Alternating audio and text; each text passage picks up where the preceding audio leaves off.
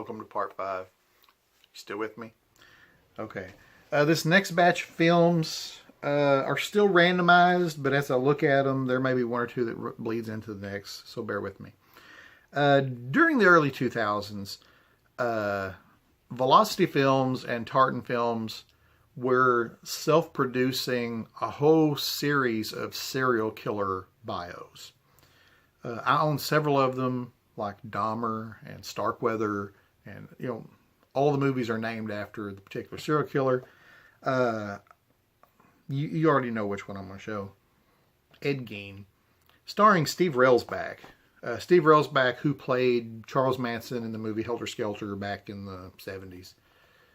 Ed Gein, the premise, the character behind the idea for Texas Chainsaw Massacre. As far as the biopics go, this is the best one, and it's really well written. It's well shot, and though Gein is a psycho, though he is a madman, you kind of have just the smallest bit of compassion for the guy because you see the pain that he's going through because of the loss of his mother and because of his lonely situation. He's crazy as a shithouse rat, but you empathize with him just a little bit. So, Ed Gein. This next one is about a killer, and this is based on a true story. I wouldn't call this a biopic because, and this movie actually won, it won some awards when it came out.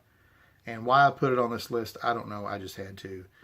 It's Monster, starring Charlize Theron and Christina Ricci. This is a disturbing movie. For it to have got the praise that it did. 2003 Academy Award winner for Best Actress, Charlize Theron. She put on a lot of weight and got really ugly for this movie to portray the character Eileen. I can't think of her last name, but it was Eileen something. Who was a kind of like a truck stop prostitute who gets done wrong by one of her Johns, and after that happens, something flicks in her head and she just starts killing dudes that she's taken out to have sex with. It's a very brutal, honest, and revealing film, and you kind of got to have a strong stomach for it because there's a particular rape scene in this movie that's hard to watch. So, but I put that on my list. Okay. I got to throw a Lovecraft type movie in each one of these because, that's what I do. Directed by Stuart Gordon. There he is again. H.P. Lovecraft's From Beyond. This movie blew me away when I first saw it. I saw it when it first came out, and it's strange. There's a lot of stuff going on in this movie. A lot of physical mutations. A lot of just weird stuff. From Beyond. Of the Lovecraft movies, be it Reanimator or any of the other ones that I've shown so far, From Beyond is probably one of my favorites. It's the return of real fear, real depravity to the horror film. So says Roger Ebert. And he don't lie. So yeah. And it stars, what's his name? Jeffrey Combs, who played Herbert West in Reanimator. And it's just a good flick. It's got Barbara Crampton, Ken Foray, and music by Richard Band.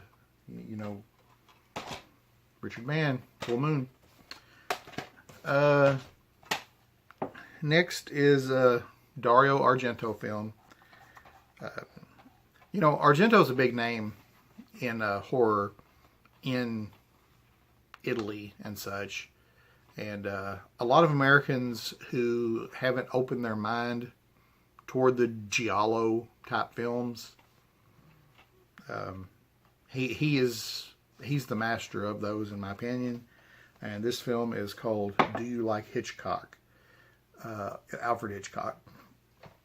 And though it is a horror movie, to me, watching this, it's more of a, it's more like a, well, they hint on a lot of Hitchcock stories in this movie, like Rear Window and Vertigo, and a lot of things in this movie are pulled from other Hitchcock movies.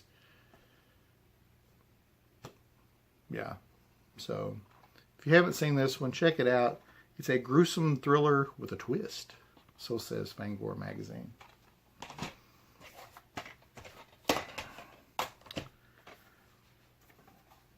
I should have dug a little deeper on my movie choices here, because some of these are kind of mainstream as I look at it. This movie didn't go around too well when it first came out, 1997. But you know, in space, no one can hear you scream. So they say in the Alien franchise. Event Horizon. This is a really good horror movie set in outer space. Stars Lawrence Fishburne, Sam Neill. Sam Neill, he's all over the place. A pioneering research special, Event Horizon, vanishes without a trace. Now a signal from it's been detected.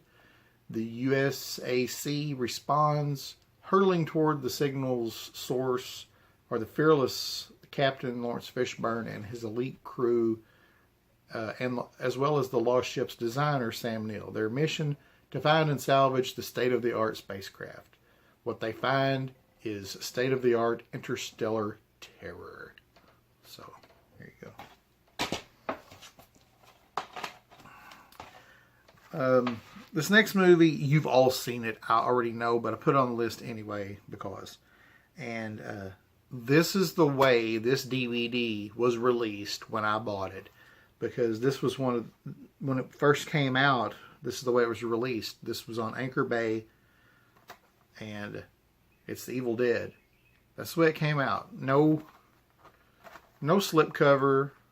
Just the cover of the disc is your cover. Isn't that wild? Now, I know since then, this has been redone like a dozen times or more. But Sam Raimi directed the masterpiece that this is. Masterpiece of what? Many people would argue. I personally love it.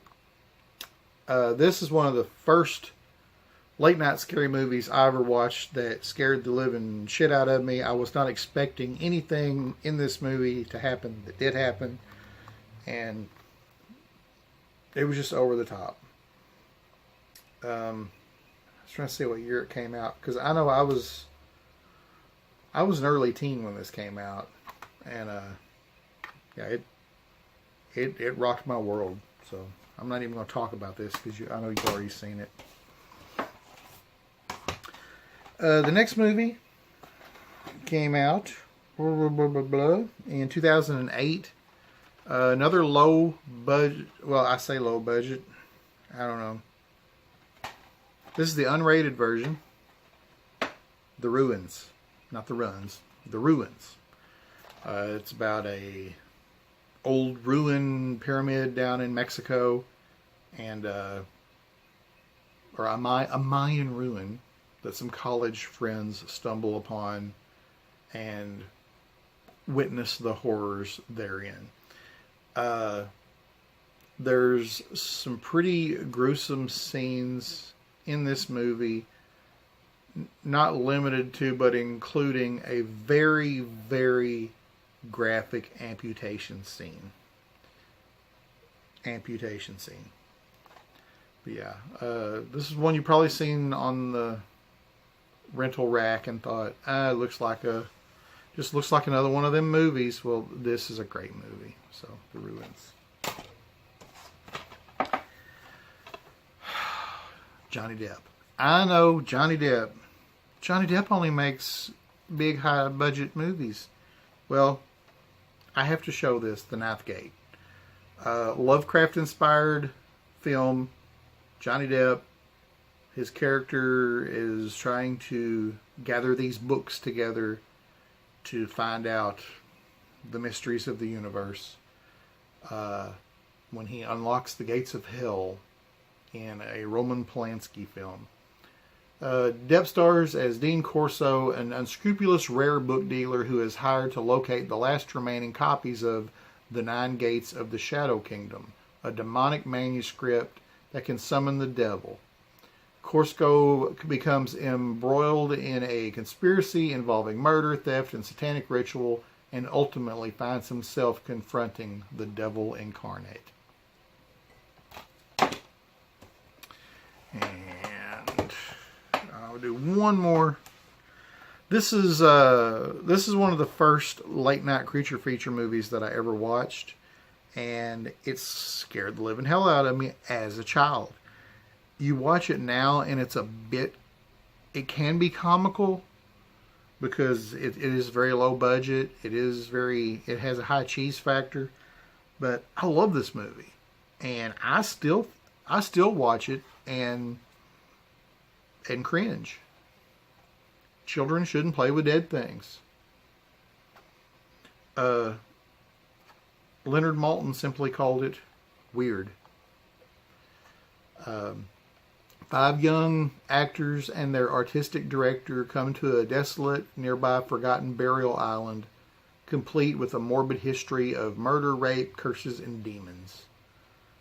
The brilliant director of the company has brought them to this foreboding place to dabble in witchcraft, specifically to dig up a fresh corpse and use it in a ritual ceremony in which to raise the dead from their graves. And that's all you need to know. This movie is great. Great. And I'm going to cut this video here. So I hope you're still with me. I'm going to trudge through these things whether you like it or not. So we'll see you in a bit.